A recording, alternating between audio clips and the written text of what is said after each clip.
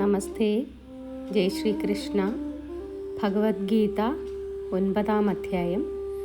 രാജവിദ്യ രാജഗുഹ്യയോഗം. ശ്ലോകം 11. അവജാനന്തി മാം മൂഢാ മാനുഷീം തനുമാശ്രിതം പരം ഭാവമജാനന്തോ മമ ഭൂതമഹേശ്വരം.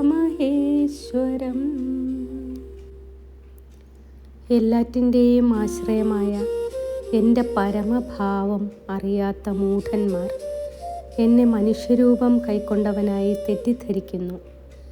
യഥാർത്ഥത്തിൽ ഞാൻ ഭൂതവസ്തുക്കളുടെ എല്ലാം ഈശ്വരനാണ്.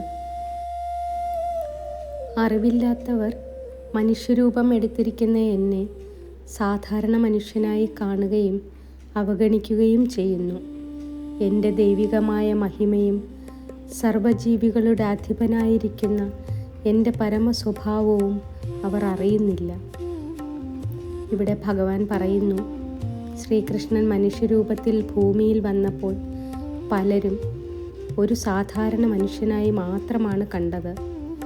അവർക്ക് മനസ്സിലായില്ല അദ്ദേഹം സർവശക്തനായ ദൈവമാണ്, എല്ലായിടത്തുമുള്ള ആത്മാവാണ്, എല്ലാ ജീവജാലങ്ങളുടെയും അധിപനാണ്. അറിവില്ലായ്മ കൊണ്ടാണ് ഈ തെറ്റിദ്ധാരണ.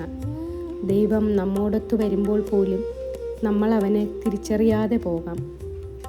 ദൈവത്തെ പുറത്തുള്ള രൂപത്തിൽ മാത്രം നോക്കാതെ ഉള്ളിലെ ദൈവികത തിരിച്ചറിയണം. വിശ്വാസവും ജ്ഞാനവും ഉണ്ടെങ്കിൽ മാത്രമേ ദൈവത്തിൻ്റെ യഥാർത്ഥ സ്വഭാവം മനസ്സിലാക്കാൻ കഴിയൂ. ദൈവം നമ്മോടൊത്തു വന്നാലും നമ്മൾ തിരിച്ചറിയുമോ? ഈ ശ്ലോകം നമ്മോട് അതാണ് ചോദിക്കുന്നത്. നന്ദി.